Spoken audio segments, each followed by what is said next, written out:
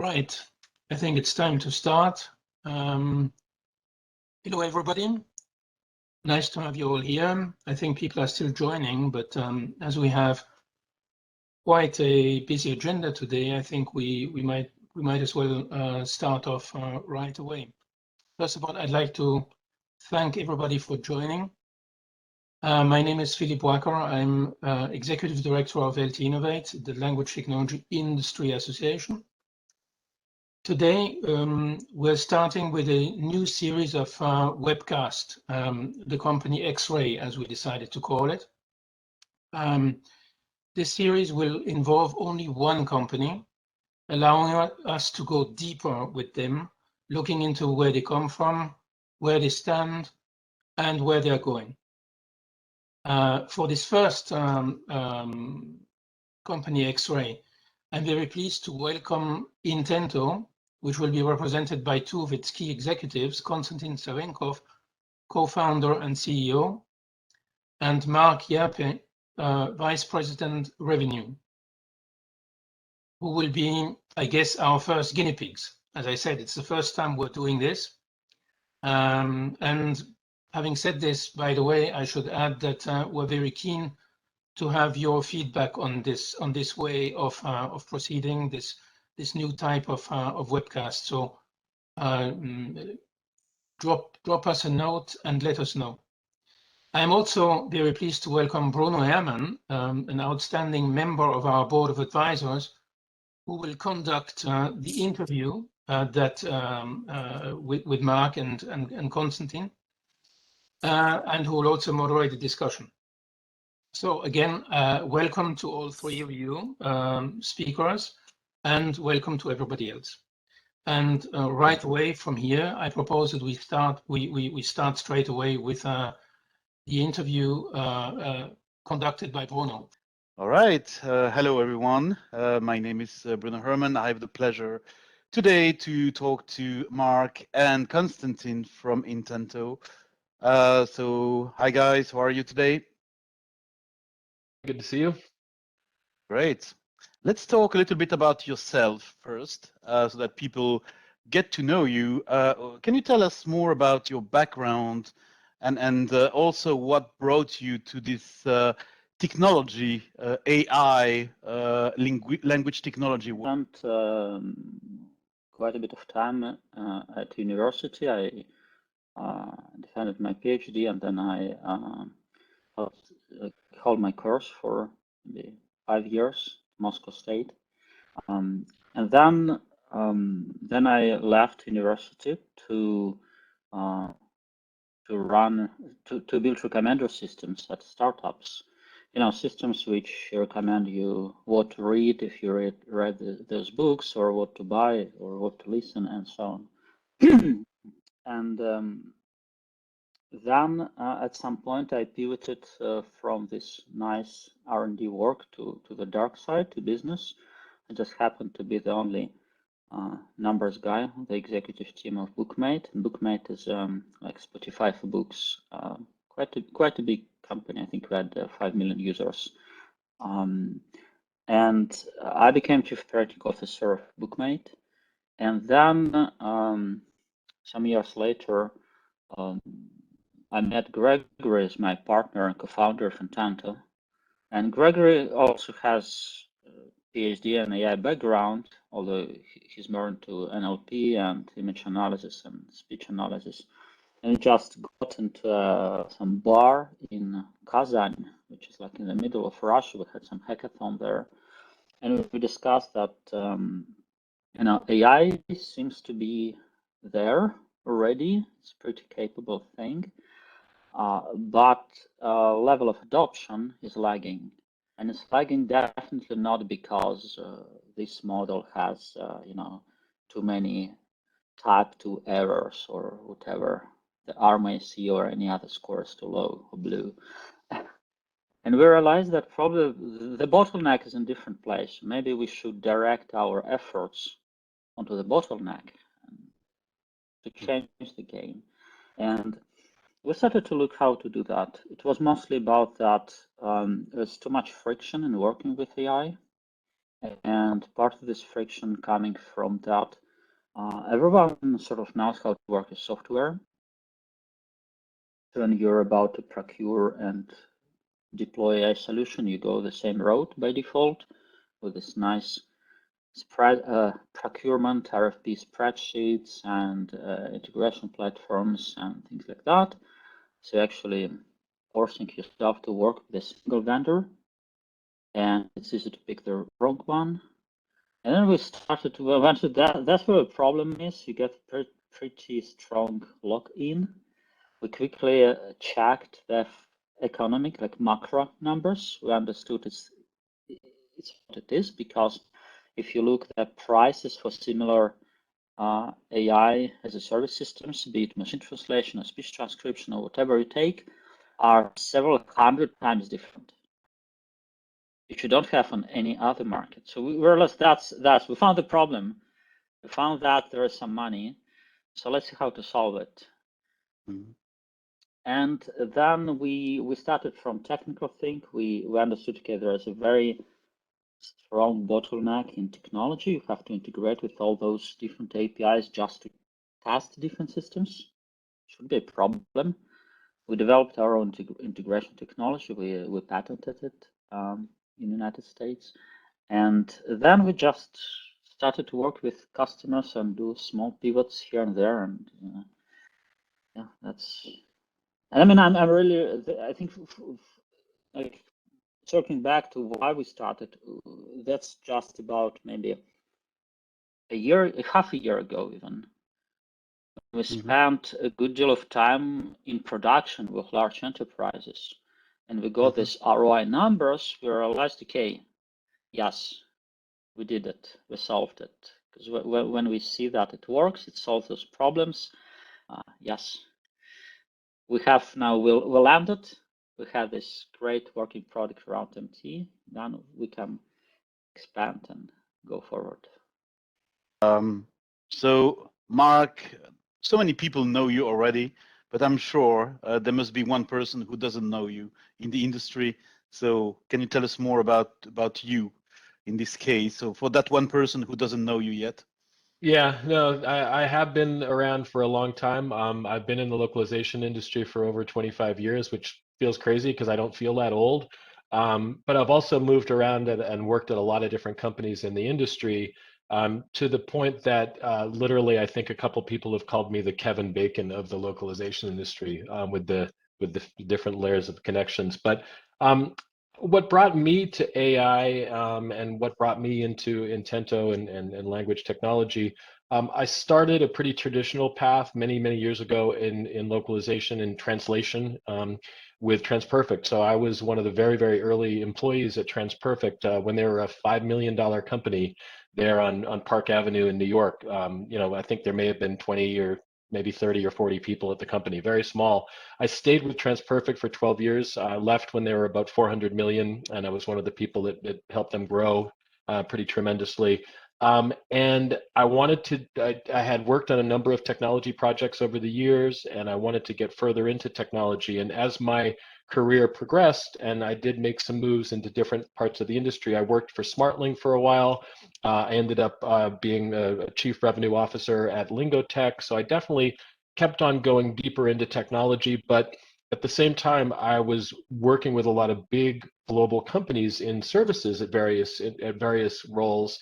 And I kept hearing from the clients, we need something different. We need something more unique. We need different pricing structures. We want to leverage more machine translation. Oh, 3 years ago, I was running a big global team at RWS, and our big in life sciences, and these big global life sciences companies kept saying, we want to do a machine translation pilot. We want to move lots and lots of our content to machine translation. And at the time, we weren't offering a solution that was really great for that. So I was, at the time I was based in Colorado. Actually, my wife and I decided to move to the Bay Area. I resigned from that role, and I wanted to go deeper into technology, move to the Bay Area. And I thought to myself, I was like, wow, I'd love to get even deeper into AI. And I know, of course, MT is one of the most approachable forms of AI, but I was like, wow, I'd love to work for an AI company, but that's, how am I going to do that? That's crazy.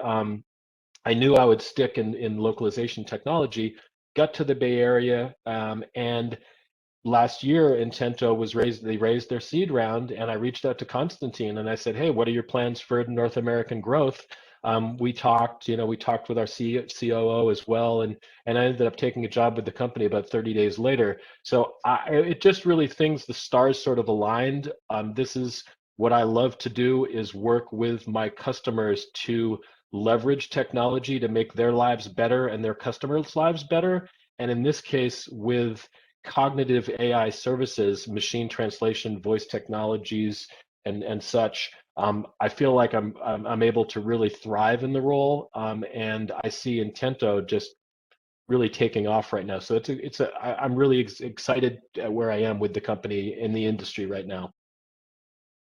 Great, great, and obviously with your background, I think Intento has definitely a great ambassador to the industry as well, considering everything that you've done. I mean, you summarized in just a few minutes, 25 years. It's of course quite a record. So Thank you. Definitely great to get to know you both. And maybe we can talk about Intento now as a company. Maybe if you can share some information about the company, where it's headquartered, what is its legal form, if you want to share some key figures so that people can really scope, your company.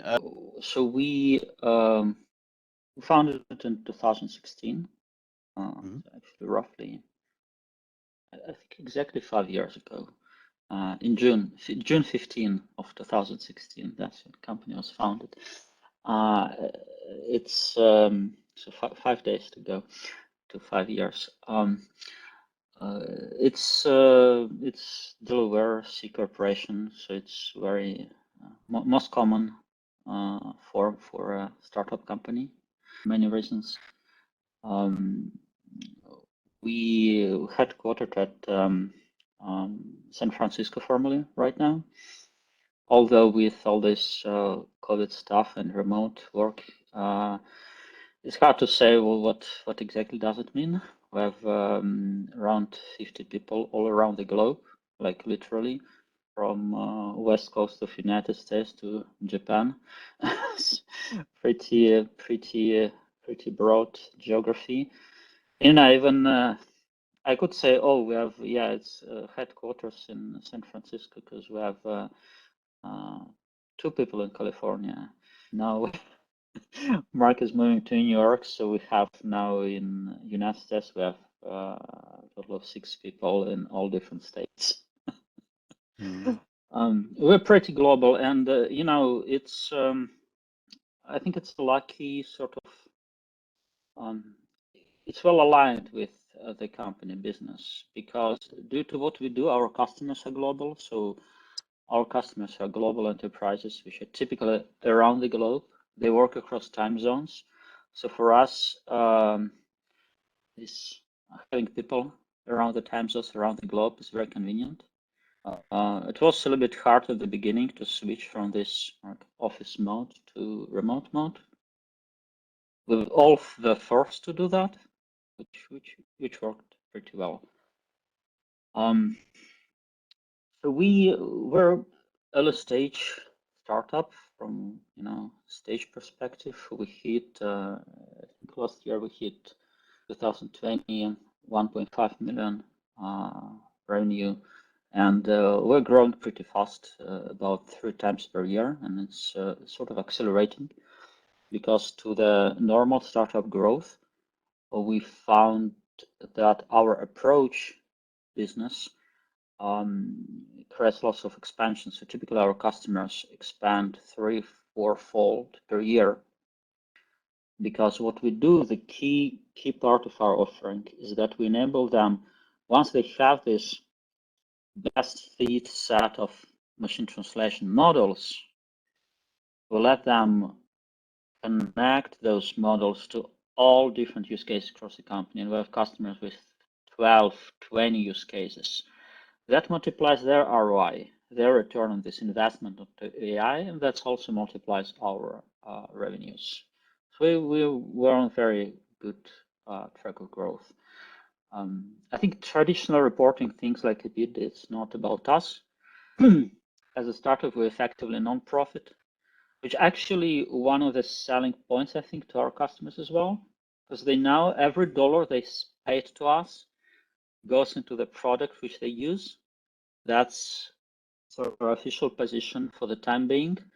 Maybe, I don't know. Of course, as any company, almost any company, at some point will go IPO, we'll have to think about our profits, but that's in future. For now, we spent everything on our development, and we raise money to develop even more great products. So that's how we work today. Okay. Not sure, Mark, if there is anything you wanted to add to that, or. Yeah, I would say what I think is interesting to the market. So Konstantin and I and the rest of our sales and solution team, we spend our day all day every day on the phone with our global customers. And traditionally, our customers, a point of entry into the global enterprise for us is traditionally the localization team, the localization manager, localization department. But we also work directly with the support department, the community department, the IT department. So, but going to the traditional point of entrance in localization, what I find interesting about our product, about our platform, is it really serves as sort of a foundational gateway for AI into the enterprise. And I didn't realize that when I joined Intento. I knew, of course, tons about machine translation. I knew the value of great machine translation and how good it's getting. And I knew the value of being able to offer a connection to over 40 machine translation engines through our single API to all of our customers' use cases. I was like, wow, this is going to be great. Then when I arrived at Intento, I realized that these localization managers see this in many cases as a way to get other forms of cognitive AI into the organization, into the enterprise, because they get buy-in from their colleagues and their managers and their procurement department. And they say, wow, look at the ROI we're achieving with MT. Now let's apply this to our speech projects, our voice projects. Let's apply this to our English content generation needs. So that's what I really find fascinating about our platform, is the way that it serves as that gateway for artificial intelligence into the enterprise. Mm-hmm. Yep. Great. And you already touched on that. What about your products and services? How did you develop those products and services over time? Which one maybe is the most successful? And why is it so? And also, I personally always ask that question. I'm always curious to know how a company like Intento manage to differentiate your products and services on the marketplace. We started from solving this connectivity issue. We understood that basically this inability to use many systems at once technically creates hurdles across the whole process. So you cannot procure, you cannot evaluate them, you can't really procure them efficiently because of that. You can't really use them in production. So we started with this API middleware, which provides single API to many different machine translation, sentiment analysis, image analysis systems. It was roughly 4 years ago, I believe. We started to sell it. It didn't work really well in the beginning because we were asked mostly, okay, so yes, we got some first customers who knew what systems they want to use. They saved some engineering time on integrating with them. But then most often question was, okay, we can use any combination of 30 machine translation systems. Which one? Who tells us? We went to our procurement department and said, well, what's the price? We'll tell you what's the cheapest. That's what we can do. Well, that's not what you're looking for, right? So because of that, we looked how systems are evaluated on the market. We realized that all those metrics, right, they help to maybe identify runner-ups and top runners, but effectively you need to estimate your ROI.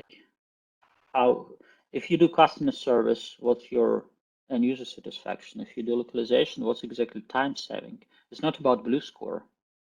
So we developed our own evaluation approach, which enables this very fast estimation of ROI or the winning combination of MT systems, like about 4 weeks. And depending on your use case, you see very safe estimate, which will be reproduced at scale. And actually what happened was important technology change. In like mid to late 2018,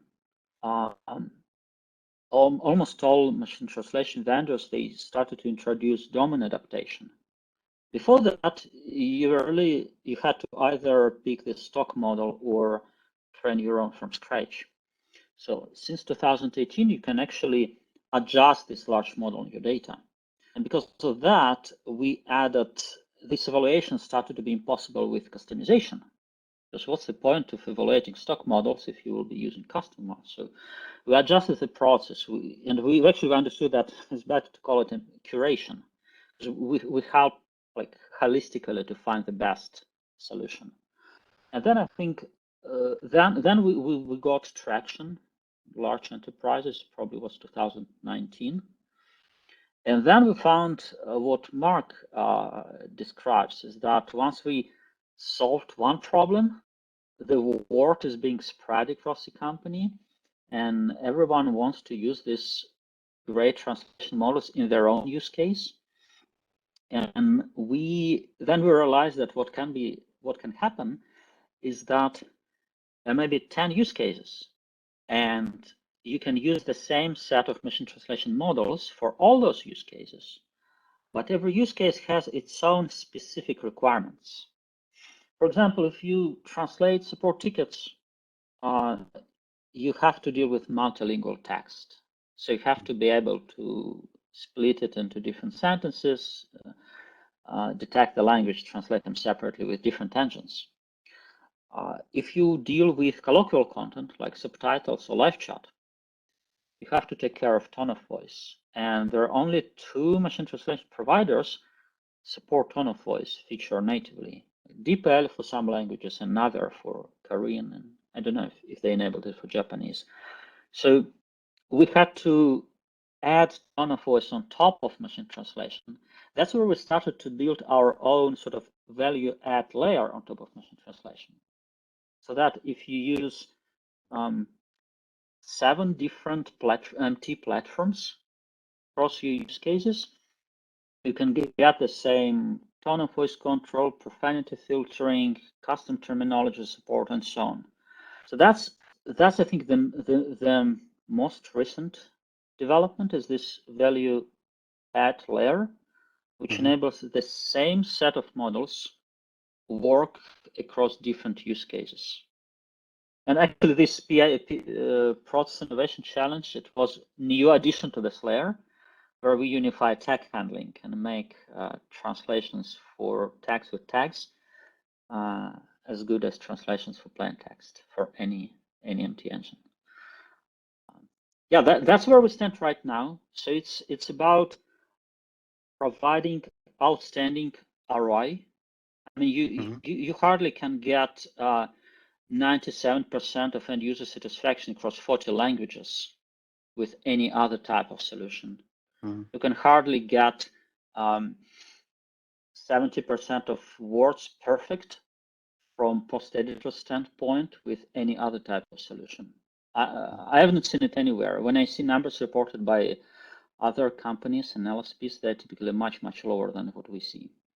And the way to achieve it, to do this proper MT curation, and once you achieved it, if you distribute this value across the enterprise, across many use cases, you just get basically free lunch, minus some Intento licenses.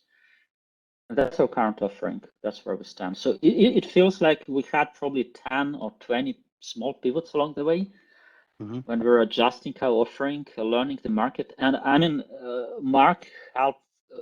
Mark joining us is great relief. We're no longer, walking blindly in the market, learning everything from scratch by our own mistakes. Mark brought this language industry knowledge and works much better now. And I think one of the things that also how we stand out is, and I don't think I thank you, Konstantin, but I think one of the things that I've been able to do with Intento and why I'm a good fit with the company and we're working really well together and growing really fast together is because I've been talking to localization managers before they were even called localization managers. Like I've been talking to localization managers for over 20 years. And now the localization managers are very important to these big global companies. They've got huge staffs a lot of times. They're reporting directly to the CMO in many cases, and they're very integral to global growth for the enterprise. And I've been listening to them for many, many, many years. And so what I think how we stand out at Intento, we're not trying to sell translation services. There's no conflict with us. Like that's really difficult. If you're a big LSP or an LSP, there's clearly an issue at hand that your business model is based on buying translation at one rate, selling it at another rate to your customer in the human translation process. So if you're the end customer and you're saying, I wonder how much of my human translation process I can move to machine and who can help me with this, it's sort of a conflict to rely on your LSP to guide you in that. And if you're a TMS that also offers services, again, are you the best one to be advising that customer? So what I'm understanding, what we're hearing from the enterprise load managers is they're pleased that they can trust Intento to be impartial, unbiased, and offer this ability to evaluate and train over 40 engines. So it's like if you're trying to make sense of the MT landscape, we're a really comfortable partner to work with. That's what I think is a differentiator as well. I think small comment to that actually about it's also about product offering. Also a very recent thing for us that we instead of offering this as a service, right? Like it was set up service there we help to train those models.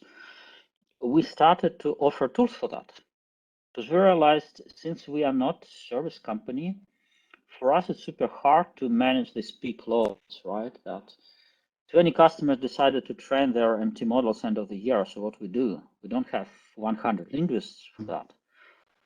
We started to publish tools, and surprisingly, it unlocked very important customers for us because I think the dream of any enterprise company is being able to run important process internally with good tools. So the learning curve is low, you can easily form a team, and you have all the right tools to work with your MT yourself. And that's what we started to offer very recently since November, just adding those tools, first for evaluation, now for training, and we see very good traction for those tools as well. Yeah, absolutely. Well, it's great that you mentioned, Mark, this offering based on unbiased assistance or consulting, because that's really what many companies are looking for right now. I mean, the MT map is overloaded, I would say, right now with solutions providers, LSPs also providing, as you said, MT offerings. So I think it's always good for a company like Intento just to be different in this puzzle. And just to point to that, our typical engagement with us starts very often with a language evaluation for 1, 2, or a few language pairs, and also a proof of concept whereby we, train those engines for your specific language pairs, provide these excellent, high quality engines, and then connect those engines to your system and then run with that for a month or two. And we prove the ROI in that POC, and then it's just a no-brainer to go forward with the platform subscription after that. So that's very often what we're doing with our customers, is that initial POC that proves the value. And yeah, since we talk about clients and markets in general, I understood that you were active as a company in international markets. So the world is your playground, as far as I can see. But can you tell us more about, your clients, the profiles of your clients, and maybe if you can tell a bit more about the challenges, some challenges that you face or you faced in the past? Sure. And maybe I could start with just an overview of our clients and markets, and maybe Konstantin could go into some of the biggest challenges we faced in working, building those client relationships. I agree with you that, and when I joined the company, I thought that our main target markets were primarily going to be in technology, retail, e-commerce, travel. But I quickly learned that we are very, very applicable to all different industries. So whether you're a pharmaceutical company, whether you're an automotive company, a manufacturing company, e-commerce, technology, we really cover all industries. And I think that's because, again, because of various factors with computing power, with data available for training, just a number of factors that have made MT so good these days, and our ability to then help choose from so many engines. I can't think of any industry where the major players aren't saying to themselves, we really need to be attending to building our MT program. So that's great. I mean, we're working with some of the biggest logistics companies in the world, the biggest fashion retailers in the world, the biggest pharma companies in the world. Agilent has talked about us at conferences. Playrix in the gaming industry, we have a lot of gaming clients. Subway, the biggest restaurant chain in the world, uses us. They're a growing customer of ours. So a real wide variety of customers and markets. And I'd say geographically, we started our footprint in Europe a couple of years ago, and we're really growing fast in North America right now, continuing to expand in Europe and also expanding in Asia. Right now, we have Japanese customers and building customers in China. So I'd say it's global expansion. Most heavy growth right now is in North America and Europe. In terms of challenges, I think it's all about bridging gaps, right? Mm-hmm. So what gaps we had? I think we won our first large enterprise customer when we were a 10-person company with product which was 1 year on the market. And definitely this gap was very crucial. We had to prove that we are reliable. We had to prove that we are secure, that we're stable financially, and all other matters. It came to funny situations when procurement person from financial risk department told us, we loaded your data into this system, and we got this negative number where for all other vendors we had positive, because our other vendors are like multi-billion-dollar companies. So we had to go through that. It was really hard in the beginning. Now it's easier because we got all those attributes of normal vendors with all certifications and security and other things. Culture gap is important, both to sell and also to work as a team across different cultures. I think another important challenge for us was this gap between GDPR in Europe and American legislation. And it took some time to find the right solution, which I think is pretty unique. And typically it's either companies either trying to go fully technical or fully legal on this matter. We found sort of middle grounds where we can combine technical means and special legal frameworks so that we can work effectively across these different data privacy and data locality regions. Those I think the most challenges. And I think one challenge is we're facing probably right now, and it's maybe bigger than winning customers. It's about that when it comes to real-time translation use cases such as customer service, for example. Once you reach like 97% satisfaction, customer service is done. You can realize this ROI immediately. You just enable it and it works. And when it comes to localization, and bulk of this 40 billion outsourced language and technology market is human services, right? Localization. When it's about that, then you have the situation that you have this long supply chain and you achieve, say, 80% of effort saving on the translator side. But to get this benefit to the buyer side through all this long supply chain, it requires lots of changes in the market, in the pricing models. It's a little bit similar to how the market changed when translation limits were introduced, right? And I think we all here remember.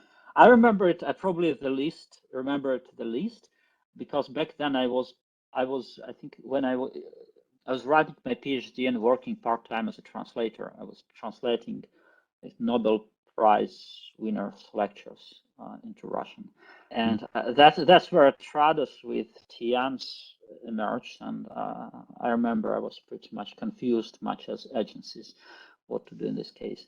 So now something like that happens with a really good machine translation. And that's a big challenge because it requires alignment of many vendors in the supply chain, and especially for large companies which work with. But we're working on that. We had this panel at Gallo together with RWS about how the pricing should be changed in the industry, and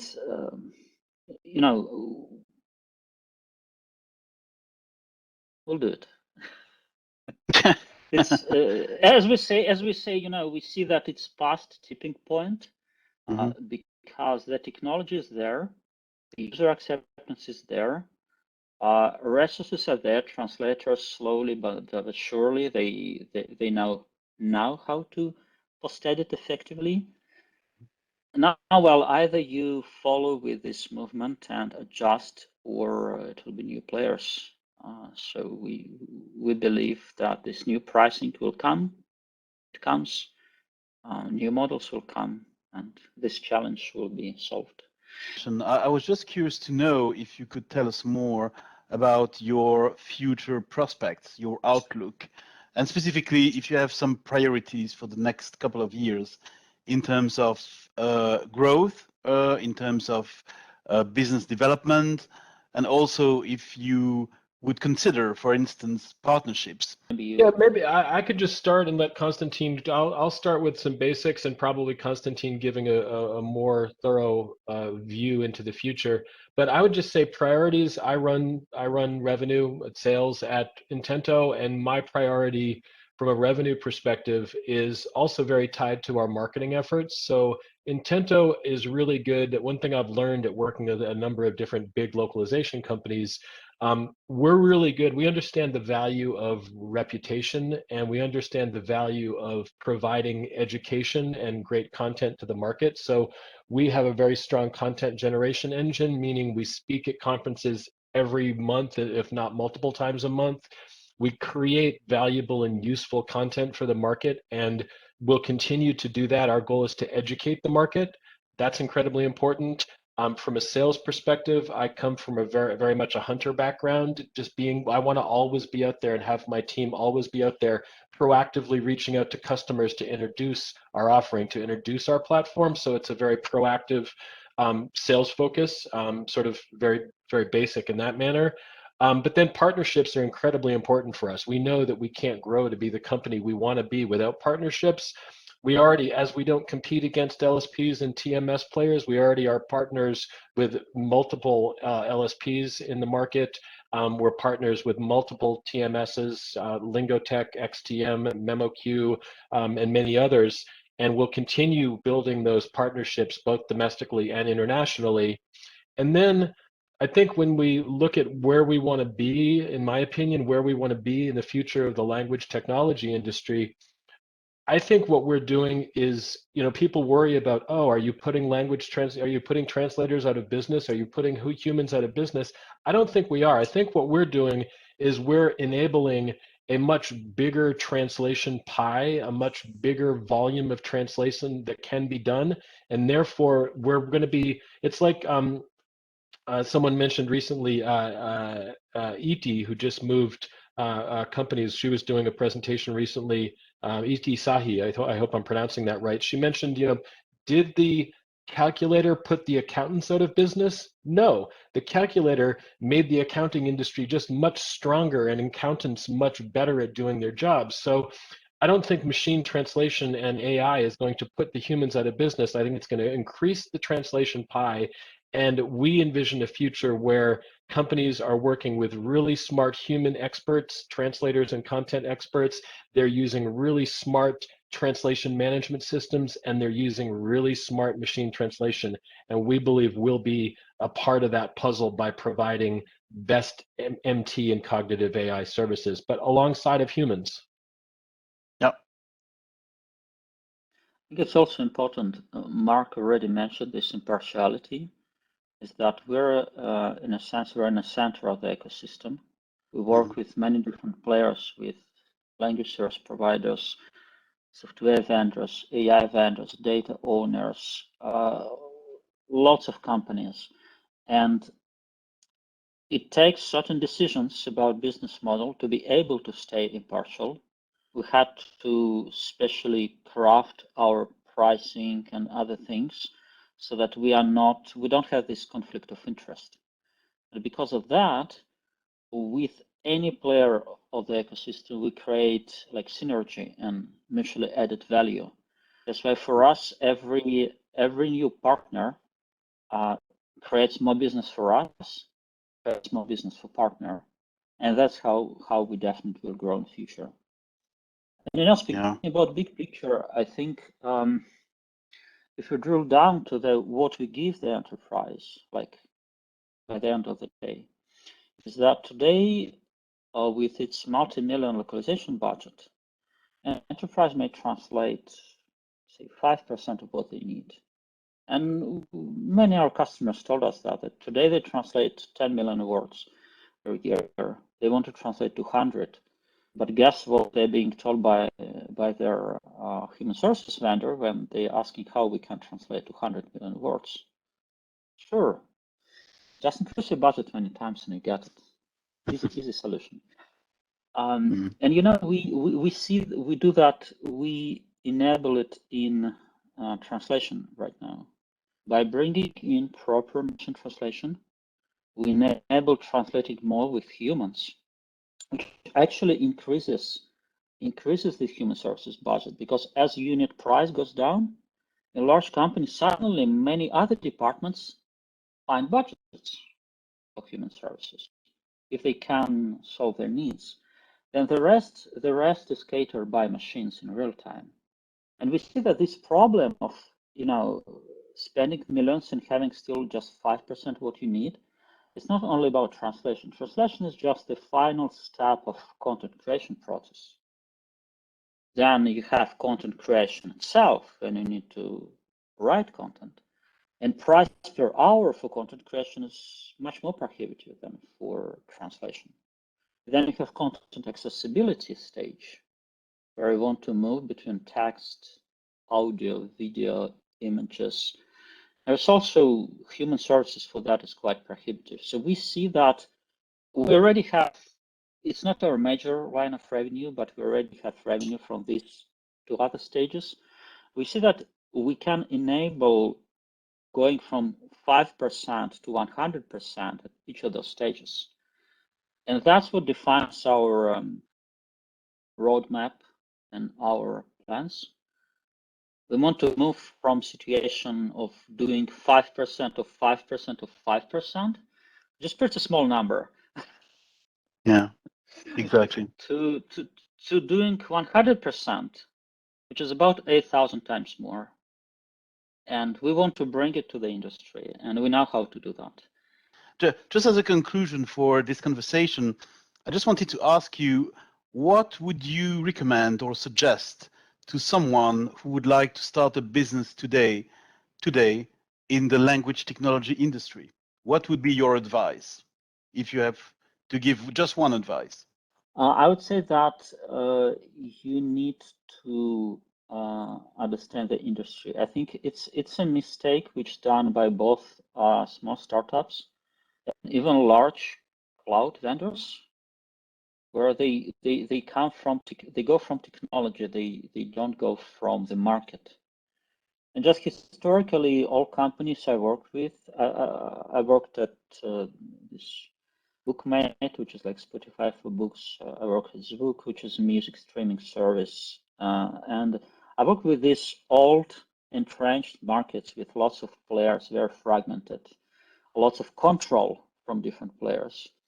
And you need first learn the market before, not even your end user, but the market, how the value is created on the market, to understand what changes will happen when you introduce a product.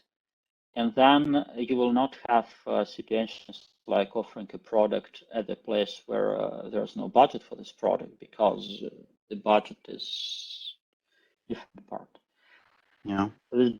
For localization industry, definitely deep understanding of how the market works and who are the players is the crucial part. Mm-hmm. Yeah.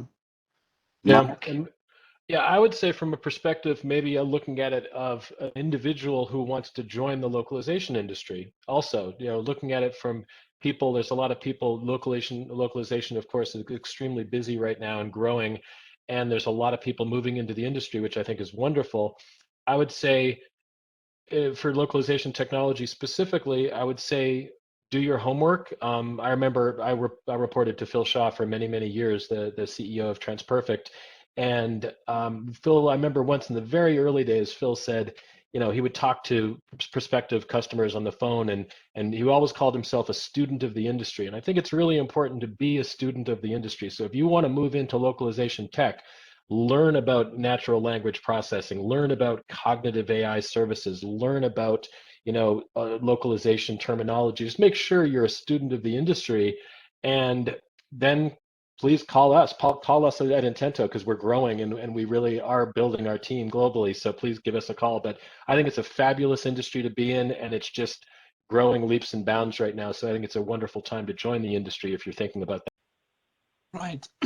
That was the interview part of our webcast today. We're now moving into the discussion part. I'd like to invite everybody to join in. In a minute, I will pass the word to Bruno again to moderate the discussion. We will unmute participants, so be prepared to participate. We'd like to have an interactive session with all of you as much as possible. I think this interview that I personally found extremely interesting because it allowed to go deep and understand very much where a relatively young company comes from and why they are successful. And I hope that all of you have many questions to ask now. So I suggest that I will now unmute everybody. And Bruno, I would like you to take over again and moderate this second part of the meeting. Sure. Thanks, Philip. Is there any question from the audience so that we can directly jump in the fire? Any question, any comment, because you might have a comment about what you just heard. So since you are unmuted, feel free to jump in. Yeah, hello, this is Jochen. I have a quick question. You mentioned two use cases. We talked a lot about localization. localization industry and so on, but we also talked about the application and use cases of MT in other industries. So roughly, in terms of percentage, how much of your business, your Intento's business, is related and can be classified to be part of the localization industry or localization process, and how much is rather going into other applications? And if there's one which is sticking out, which one is then the second biggest? Great question. So we have 4 main use cases. It's not, I wouldn't call them industries, because we work with buyers and there's many different industries, but every global company has main 4 use cases in our case, which is one is localization. Another one is customer service. It's case logging, chats, and chatbots. Third one is community management, when you need to make your user-generated content multilingual. And fourth one is what we call office productivity. It's about just enabling translation in different tools and digital workplace. I think that localization, customer service stand out as 2 most developed. But from business perspective, we cannot really pick one favorite, because we often start working with our localization department, right? It's often an entry point. Those are people who are responsible for localization in the company, and then we expand to others. So it's hard to pick the favorite. But where you're currently at, not the favorite, but where you're currently at, how much do you think your revenue splits over these 4 categories?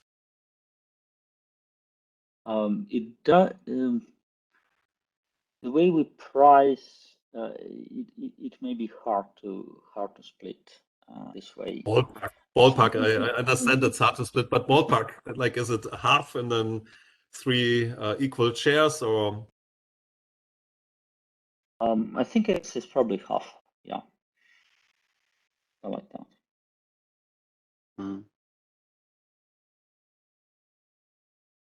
Again, I guess one thing I'd add there, Yochen, is localization is often the entry point, and it makes it very easy to then spread our machine translation and AI solutions around to the different use cases. So I would agree half in localization, but it's often the starting point, which then allows it to spread around the enterprise.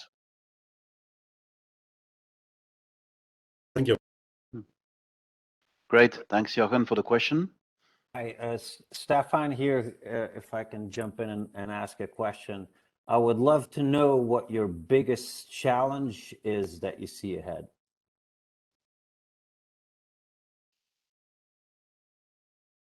Konstantin, you want to start with that one? Yeah. So besides this thing that localization market is changing, and it will be changing a lot. And in some places, we needed to change to work more efficiently regarding pricing and other things. I think another biggest challenge, which is that, again, for localization, where people working with translation since like 1950, at least trying to work, everything is more or less, set for this successful cooperation. There's only AI part was lagging probably, and now it's fixed, and here we go. If you look at other places where people work with content, be it DTP or audiovisual translation or content creation, there's much less convenient extensible tools and much less developed workflows. So we see that AI is beyond there. I mean, AI is really good in those parts, really exceeds any expectations. But when it comes to having people switch from this all human to human in the loop mode, there's a lack of just pure software tools for them to work with. And that's, I think, big challenge which will be slowing this adoption over time a little bit. I'd say from my perspective, one of the biggest challenges is to have full adoption of AI and MT in localization and really bring NLP to the forefront in the enterprise.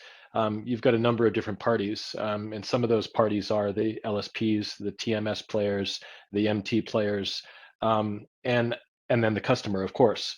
So I think you have the customer buy-in absolutely is extremely interested in bringing stronger and stronger MT and AI into the equation and leveraging artificial intelligence to improve results and to improve ROI and improve effort savings and cost savings. We need to make sure that the LSPs and the TMS players, other localization technology players, the linguists themselves, that everybody is benefiting from this equation, right? Everybody has to have a part in the equation and to see their benefit in the equation, because if everybody's not seeing benefit, it's not going to work. So that's a big challenge that I see. I do think we're meeting that challenge, but it will take some time for all parties to sort of find their place in this new environment.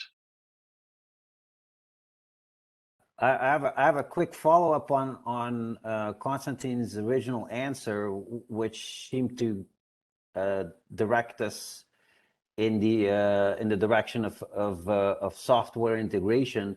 Is Intento working on that specifically to make it easier to integrate the software and to connect all the parties together? Did I extrapolate that correctly? Yeah, that's actually our core topic, and we even have a patent in this space, which enables us to very quickly integrate with lots of similar systems, like machine translation systems or speech transcription systems. So integration, yes, it's our core topic, and the problem which I described is that sometimes we don't have anything to integrate. And our customer may need to build some of their own software solution, or we need to find, I don't know, integrate with Microsoft Word. I mean, that's if you want to have humans in the loop working in content creation, well, what you can integrate with Microsoft Word probably, and it works as good for that as for translation. So. We're not writing any user software. That's what we don't do. Yeah. Well, thank you very much. Thanks for the question, Stefan. Any other question from the audience?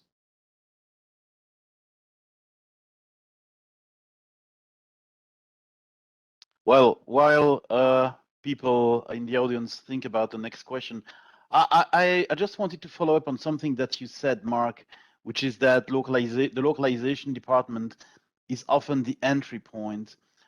How do you proceed when you talk to an organization where there is no localization department, or when there is no one in charge of localization? It's all outsourced, and you have to talk to somebody, and you have to educate potentially someone in the organization to make sure that they understand your offering. How do you face this challenge, and how do you make it happen? Sure.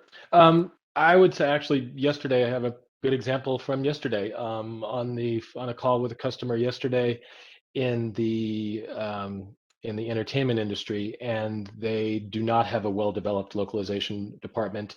And it was actually the support desk that reached out to us. And so that is our second most common use case that we work in. So we have connectors to Zendesk and other support systems. And this customer has English-speaking agents and then customers around the world that send in support tickets. And they, of course, need to have a solution that allows them not to have to manually translate support tickets. It's too time-consuming and cumbersome. So the solution that we offer there is applying MT to the support ticket process in Zendesk and other systems. So in that case, it's a use case that's very well developed. Our solution is very well developed for that use case. And then if we look at other cases, community platforms, if a customer we're speaking with a customer, and again, they've got, let's say, user-generated content or a knowledge base that they want to apply raw machine translation to. Even if we're not talking to their localization team, if we're talking to the community manager, we can show them how it works. We can do a proof of concept for them. We can train engines for them and show them the value of those trained engines and the efficiency and quality that they're getting out of those trained engines. So yeah, even if we don't work through the localization department, we are successful at showing the value of MT to other use cases in other departments. Konstantin, want to add something? If I may add, it's important that, as I mentioned, when we evaluate machine translation and curate it, we put the main focus on the ROI, which is of course different for every department. But since it's sort of hard evidence, and we always involve end users in the process of selecting the engine, it's relatively easy to convince. We are not talking blue scores, we are not talking words, segments, or whatever. We're talking about what's the problem and how it can be solved with technology. And yes, sometimes it's not only about machine translation, it's also about sentiment analysis and speech synthesis and even GPT-3. It doesn't matter. We try to talk a language of the person we're working with. Yep. All right. More questions from the audience. Konstantin, from Konstantin to Konstantin as usual. What do you think of the AI dubbing? So there's the latest clip was from Flawless AI, which has lip sync plus synthetic voices. Where is this technology? Is it going to be used in entertainment? You've demonstrated a clip with the support desk talking using the synthetic voice. But if you chain up a few models with 80% accuracy, eventually you reach like 50 or 60% accuracy and becomes unusable. What's your feeling? Where's the limit of usability for this kind of chain, and where do you see it going in a couple of years? You're absolutely right about this chain of bottles, meaning that if you look at the most sophisticated solution where it's in real time with lip syncing translates something, then I think today it's still more of demonstration.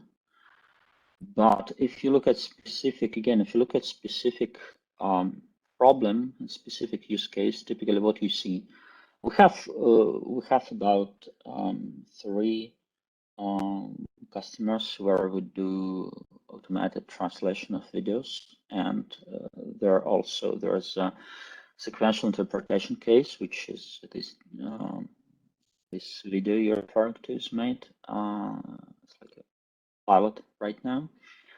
So if you look at specific use case, you see first, there's lots of different workflows. They use very different tools, so that even if you have this end-to-end solution, real-time translation, dubbing with lip sync via an API, you may not be able to plug it in at all, just because the way how post-editing on all those steps works in a specific company. But what we see is that where we can really, at least what works today, is that you have this tool set. So you have speech transcription, you have machine translation, you have speech synthesis. You have a way to customize them. Then for a specific workflow related to audiovisual translation, you find bottlenecks, which create most of the problems today. They consume most of the effort for service vendor. And when you plug this right tools to this place, it solves issues. And I hope this case will be public. We achieved some really huge cost savings and time savings for some of the customers in this space. I don't think we can make it public now. It will come later. So, Konstantin, I would say that technology is there for solving specific problems which time-consuming for humans. It's probably not ready yet to be end-to-end solution which will replace humans and so on. And hopefully it will never be.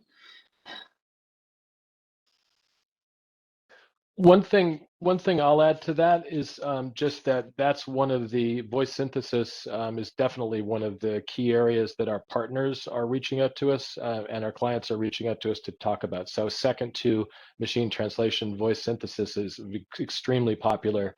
And our partner companies, the LSPs we work with, in many cases, they're reaching out to us with this need. So I see that as our second most popular service right now. All right. I have a And question, if I may. Yeah, sure, Johan, go ahead. Okay. A bit more technical, excuse me, but these language models, they're getting bigger and bigger. So they're getting humongous, and every month there's a new one coming out, achieving another record. So my question is, you talked about training language models and training it with content. So going forward, is this model of having a baseline system and then adding your own content and training it, enhancing it, is that still the model going forward, or is it these super big engines which only a few big companies can build, outperforming even baseline plus your own content? You know, I think this may be in a in the realm of beliefs. You know, what type of singularity we imagine going forward. What we see, what happened recently on the market is that I think those dominant adaptation techniques emerged in 2018, and well, one of the reasons for that is technical possibility, right? Because transfer learning needed some time to be developed. But another reason for that is because customers, enterprises are not ready to contribute their data to be used by other customers. And that's why building this super large model for everyone is not very feasible. You'll have to buy all this domain-specific data, and companies who has this data may not be willing to sell, like in this joke about buying the globe. And one person wanted to buy the globe, but another told him it's not selling. And that's why all industry moved to this domain adaptation, all technology vendors. And I feel that I believe in this future, that we'll have platforms with baseline models which enable you to build upon, and then we'll have data owners who are ready to build a model and monetize the model, and this way we'll see more niche offerings and so on. So I believe in this approach. And even if you look at models like GPT, which is like, I don't remember, $12 million to train from scratch, much cheaper to customize.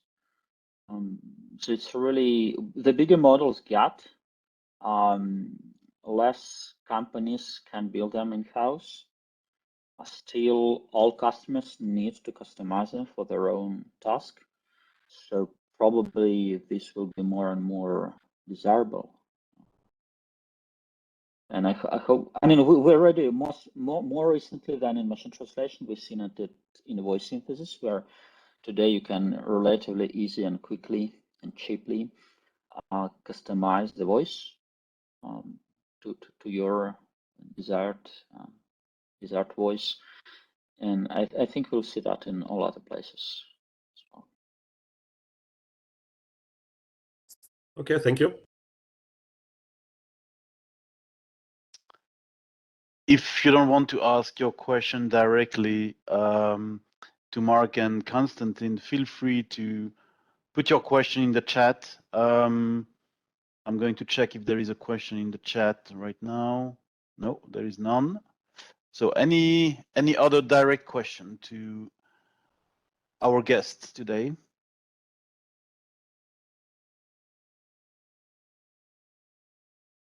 Well, I have done a question, and this is probably based on my own experience. I know, Konstantin, you mentioned that you wouldn't like to talk about, industries, but from your experience at Intento, which industry or industries are most conservative? In other words, where are people most potentially skeptical or reluctant to adopt, the services that you are offering with Intento? Because I assume that there must be differences between different types of, not only different types of companies, but also different industries themselves. I've seen that myself, but I'm just curious to know what you've experienced working with, companies in different industries, for that matter. Interesting question. I think that people, they all wanted, a lot, and they're not reluctant. But there are some industries where it's just hard. So some of the initiatives, they are not started because there's, any initiative in the enterprise is game of probabilities, and if you see that you have a number of roadblocks today, you may not decide to start this initiative. So we definitely see it in legal, because there's and in pharmaceuticals, because there's lots of compliance requirements. They are pretty much constrained in the type of technologies they can use. It's changing today. We're seeing today more and more legal and pharmaceutical companies, they're starting to use cloud services, but it's still changing. So our peers may not even know what they can use today. For them, it's still unknown. And that's where we probably see, we have lots of, we work with a number of companies from this space. We see that it takes longer to make it through. Mm-hmm. Yeah, interesting. You mentioned those legal and pharmaceutical industries, because there is a direct link between those industries and the level of regulation that has to be considered. So it's a very good point. Mark, I'm sure you have some experience in that field as well, right?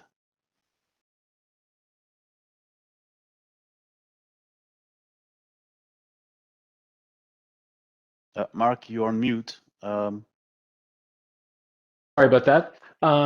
So yeah, I've had a lot of experience directly in legal and directly in life sciences, and both of those industries, I would fully agree. Especially in legal, they're slower adopters of MT, and I think that's because of the nature of the cases, the global e-discovery and global investigations. A lot of times, there's not the time spent in the early stages to find the right localization translation provider, much less onboard the right MT and train the right MT. So it's sort of usually localization and translation is sort of an afterthought when everything's going crazy towards the end of a case, or when they have to produce documents. And so it's not, I think the legal industry is definitely slow in the uptake of curated MT. Pharmaceutical and med device, life sciences, on the other hand, I do think it's slow because it's so highly regulated and there's so much risk involved in some of the content in those industries. That being said, in my time spent in that industry, in those industries, I saw an incredible amount of interest from the biggest pharma companies in the world to do massive MT pilots and really start trying to prove the point of, okay, maybe 5% of our content we can't use, but let's focus on the other 95% of our content with MT and really see how we can work this into our workflow. And I absolutely see a huge uptick in interest in and adoption of machine translation in life sciences as we're speaking right now. So that's the good news. I do think RWS is a really interesting model to look at that question. So RWS grew over the past 5 years or so by acquiring highly regulated translation companies. First, they grew as a patent translation company, highly regulated, and then they acquired, technology providers in Moravia. They acquired CTI and Luz, life sciences providers, and they became the biggest translation company in the world, or arguably the biggest translation company in the world. Then they bought SDL. So you've got this huge global translation company that also now has a lot of machine translation engines as well, a number of machine translation solutions, which is now called Language Weaver, which I love the fact that it harkens back to 22 years ago. And that the biggest translation company in the world now that works with highly regulated industries is their specialty, is also has a very robust MT solution. So I think it's arrived, and those industries are very ripe for MT. Yep. Yeah, interesting point you mentioned about again the evolution of RWS from that perspective. And you're right. I mean, I like the fact that Language Weaver rings a bell to me as well, as an old guy in the industry. But yeah, it's it's a small world, but at the same time, it's good to see that there is no single model in place. So yeah, absolutely.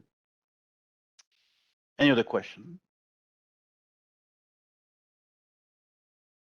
I also like the fact that they're not only bringing Language Weaver back, but also revive the Trados brand. So I like that quite a bit.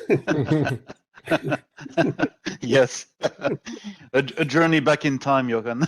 Yeah, well, Konstantin, another technical question. You mentioned that you have developed that we shouldn't rely on Plur, and I absolutely agree, and that you have developed your own ways or models of assessing quality. Can you expand a bit on how you do that? What kind of technology you're using there? Because I think for the workflow, particularly in localization, assessing the quality of machine translation is the core capability to tie it in a robust and cost-saving way into the localization workflow. So, in terms of the tools, nuts and bolts which we have, it's everything, including quality estimation. I think we use 5 different metrics for that, and so on. But we see that if we want the MT program to be successful, it should address a couple of very important points. First, it should address ROI. We should be able to link MT performance and ROI.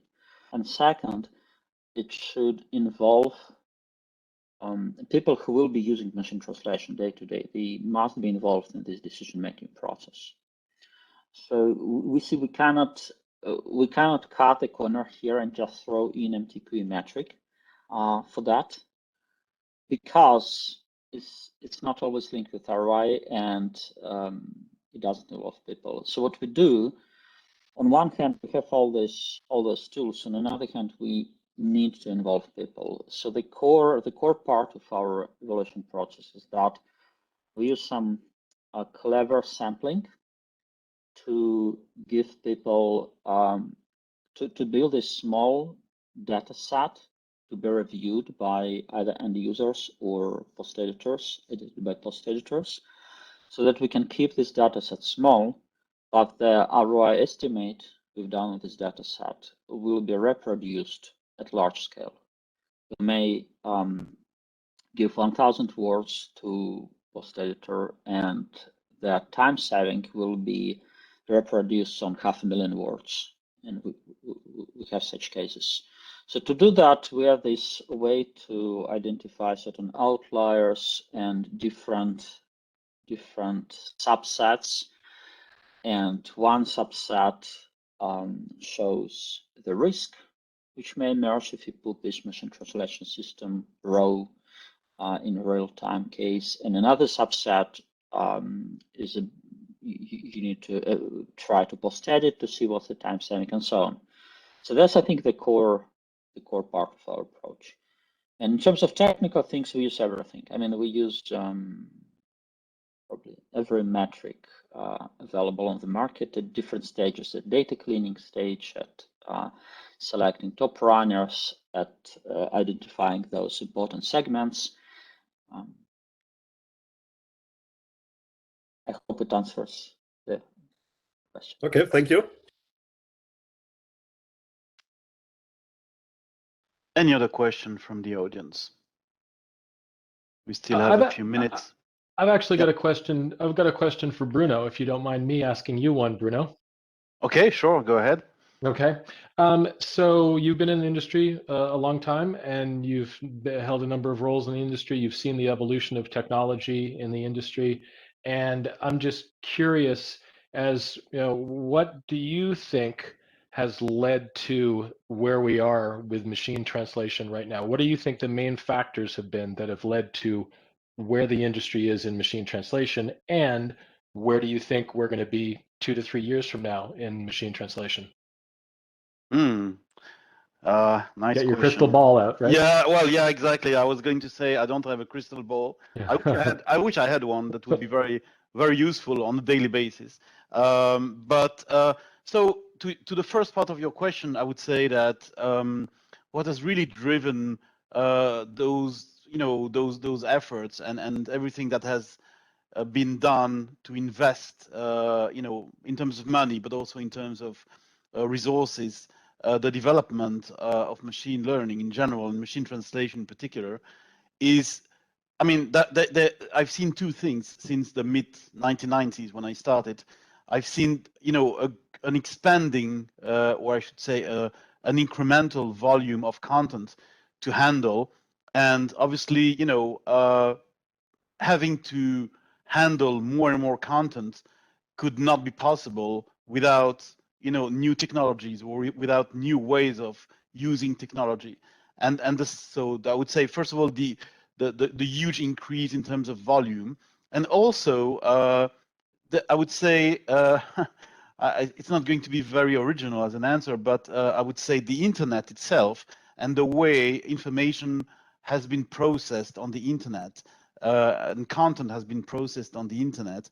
So I remember in the mid 1990s, there were a few websites that were totally innovative, but obviously there was not much content on it. And then you've seen the number of sites, platforms, applications going up. And at the same time, of course, again, there was not only a need for more volume, but also for more speed, just because the speed of information, the speed of delivery has been, greater. And I would say that, machine learning from that perspective has enabled a number of organizations to deal with those challenges, which would have been otherwise probably very difficult, if not impossible, to manage properly. So that's, I see, the two challenges, speed and volume, as main drivers for machine learning. And then for the future, I don't have a crystal ball, so I will just use my personal feeling or my personal intuition, is that it will be driven by the ability for machine learning and for machine translation in particular to be combined effectively and efficiently with human beings. I think Konstantin mentioned that we are still human beings, and I couldn't agree more with that.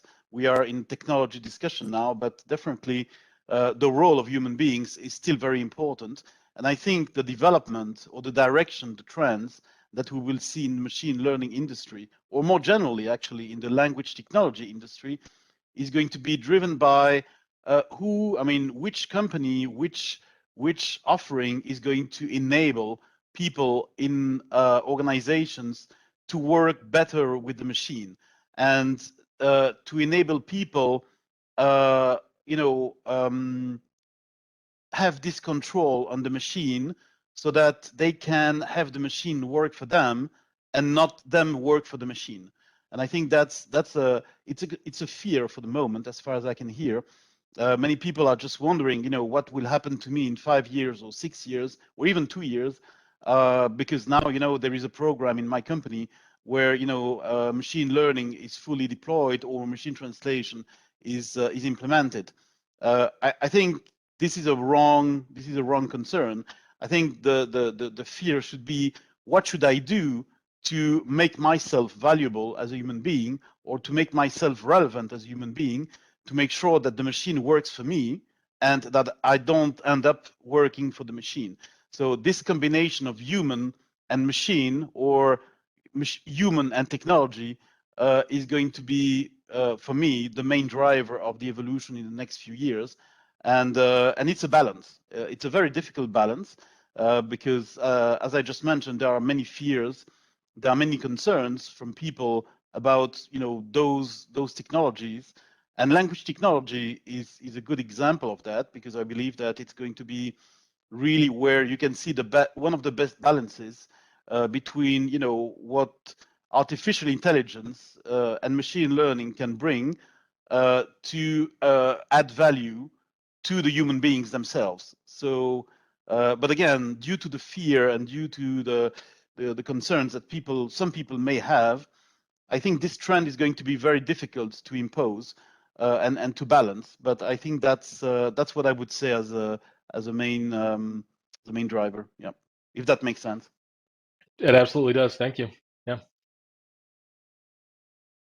We still have 2 minutes, maybe one last question, one last comment from anyone. Then I have a one last quick question for you guys at Intento, because I see you present very often in different types of events, localization events, or content management conferences. How do language services providers consider you? How do they see you? Do they see you as the ideal partner, or do they see you as a potential threat? Just curious, what is the perception from the language services providers about you? Sure. Maybe I'll give a quick answer and let Konstantin finish up.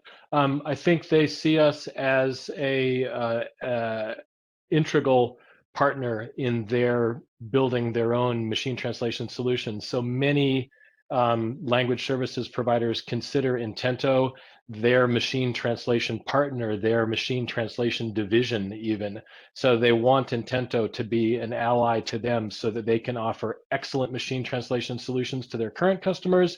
And so when they get a big RFP, they can also offer the best machine translation solution on the market to their potential customer, to the prospect. So I see us being a really, really valuable ally, and we have lots of great LSP partnerships.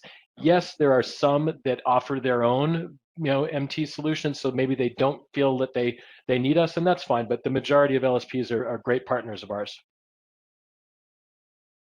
Yeah, I think it's actually about the same which you were talking about just now, Bruno.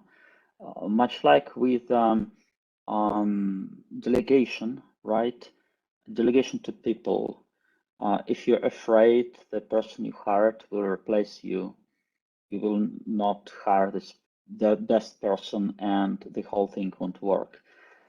If someone is not ready to learn new things, and he's more like protecting what he's doing today, then he won't be a new technology adopter, and probably again it's not the right path. With the companies and localization industry, it's about the same story. We work very efficiently. We're very good partners with innovative and just flexible LSPs who understand that they need to change the ways they do things because the landscape is changing. And yeah, we probably cannot work efficiently with LSPs who more like just trying to do things they were doing for the last 20 years in the same way. Mm-hmm. But we're still evangelizing. That's why we're talking at the conferences. We're evangelizing that, look, the landscape the world is already changed. You need to be flexible. You need to embrace this new technologies, and you need to change the way you're working. As it happened, every LSP is our best friend and partner. Yep, great. Thanks a lot, Konstantin, Mark, and thanks to the audience. I hand it over to Philip for the last word. Thanks, Philip. Well, thank you. Thank you, Bruno. Konstantin, Mark, I think it was a very intensive session we had together. Having said that, thank you very much to everybody, and particularly again to our speakers. Have a good evening, have a good day, and hope to see you again very soon.